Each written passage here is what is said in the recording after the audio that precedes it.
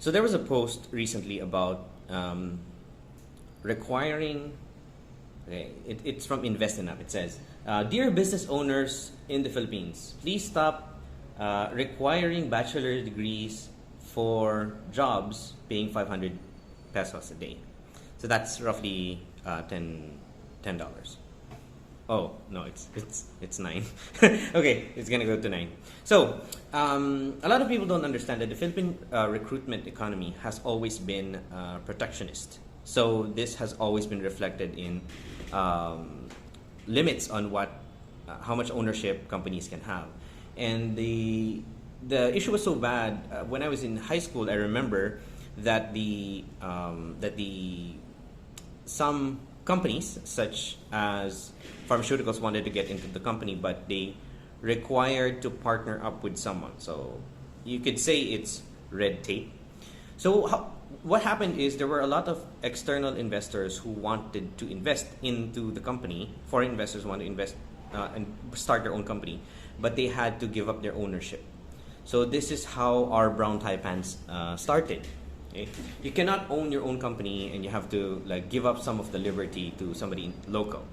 Not just for not for all industries though, but this was enough to dissuade competition from coming into the country. So what happens is, if you have a starving labor force that's starving for money, and you have no competition for employment, your wages will plummet. Okay, so imagine that if you were younger, your only choice was government and local companies, because you were effectively shielding even good or bad foreign investors that want to establish their own companies from entering the market. So what happens is these two sectors will grow, and that's why we're still a political country, because politics is still being dominated.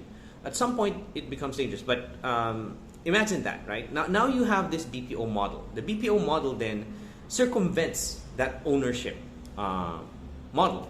And this became a better version of income, because these people had to compete and come in, so they gave better rates for employment. Now, what happens is you have this freelance or gig economy. So you now have 4 options, right, for employment. And why is this important? The reason why people still pay this money is still people are taking up those types of money. So if the only way you can kill stuff like that is through competition. If there is a genuinely better product, if there is a genuinely better offer, right? I mean, to this day, I see some people who are getting paid on a daily, something below that. And you would see some of the politicians with their house help that are paid far less than that, right? And would you say that's ethical? I'm not saying that that's ethical or unethical. I'm saying that this is the case. And you have to be aware that the most income you'll get as an employee is from freelance, because that's a new model that circumvents both models that's already being controlled by the government, right? So anytime as a government, you're trying to control, it's not all the time good. And if you want to make it rich, you have to be on those segments that are not regulated, okay? So there is going to be a push to regulate that, and we're seeing some of that right now. And I'm hoping that there would be more competition for employment. And I'm happy to see that that's happening more and more now. People are learning their opportunities and giving more income. Okay?